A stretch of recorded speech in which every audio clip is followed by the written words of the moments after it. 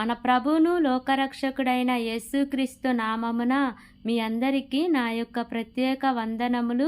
ఈ ఉదయకాల సమయమున దేవుడు మనకిస్తున్నటువంటి వాగ్దానమును చదువుకుందాం. ప్రకటన గ్రంథము 2వ అధ్యాయము 10వ వచనం. నేను నీకు జీవ కిరీటమిచ్చెదను. ఆమేన్. దేవునికే మహిమ కలుగును గాక. ఈ ఉదయకాల సమయమున దేవాతి దేవుడు ఈ యొక్క వాగ్దానము ద్వారా మనందరితో మాట్లాడుతూ ఉన్నారు. ఈ యొక్క వాక్యమును మనం జ్ఞాపకం చేసుకుంటే, నేను నీకు జీవ కిరీటం ఇచ్చేదను. ఈ లోకంలో అనేక మంది అనేక విషయాలలో విజయము సాధించినప్పుడు వారిని లోకమంతా గుర్తింపు కోసం ఎన్నో కిరీటాలు పెట్టి సన్మానిస్తూ ఉంటారు. అవి తాత్కాలికమైనవి.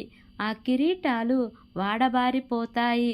కొంతకాలం మటుకు మాత్రమే ఆ హోదా కానీ ఆ గుర్తింపు కానీ ఉంటుంది. కానీ మనము మన తండ్రి అయిన మన దేవుడు శాశ్వత కాలం ఉండే తన రాజ్యంలో మనల్ని చేర్చి ఎల్లకాలము దేవునిలో మనము ఉండాలి అని, దేవునితో ఉండాలి అని, ఆ శాశ్వతమైన రాజ్యంలో మనము నిలవాలని, శాశ్వతంగా ఎల్లకాలము నిత్యము నిలిచే వాడబారని జీవ కిరీటము ఇస్తానని దేవుడు వాగ్దానం చేశారు.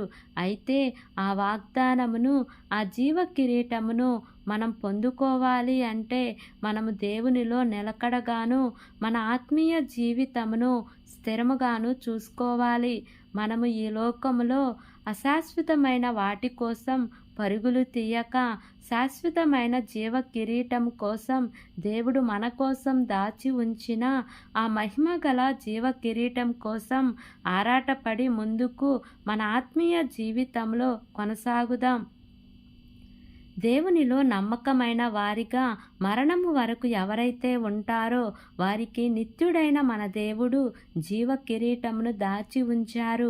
ఈ లోకంలో నమ్మకమైన వారిమిగా మరణం వరకు నిలబడాలని ఆయన ఇచ్చే బహుమానమును, ఆ జీవ కిరీటమును పొందుకునే వారిముగా జీవిద్దాం. దేవుడి వాగ్దానము మనందరి జీవితములలో నెరవేర్చబడును గాక. ఆమేన్. ప్రార్థన చేసుకుందాం.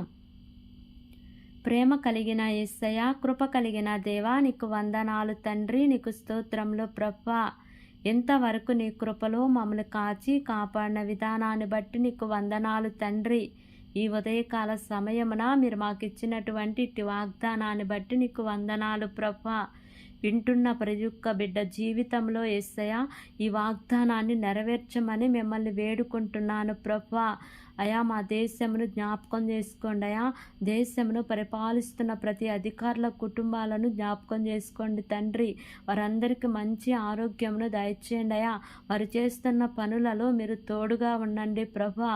వారు వెళ్ళుచున్న మార్గములలో నీ దేవదూతలు కాపుదల ఉంచి క్షేమాన్నిచ్చి నా ప్రభువా సురక్షితంగా గమ్యానికి చేర్చమని, నా యొక్క ప్రార్థన ఆలకించి అంగీకరించమని నజరేయుడైన యేసు అతి పరిశుద్ధ నామమున అడిగి వేడుకుని పొంది ఉన్నాము తండ్రి.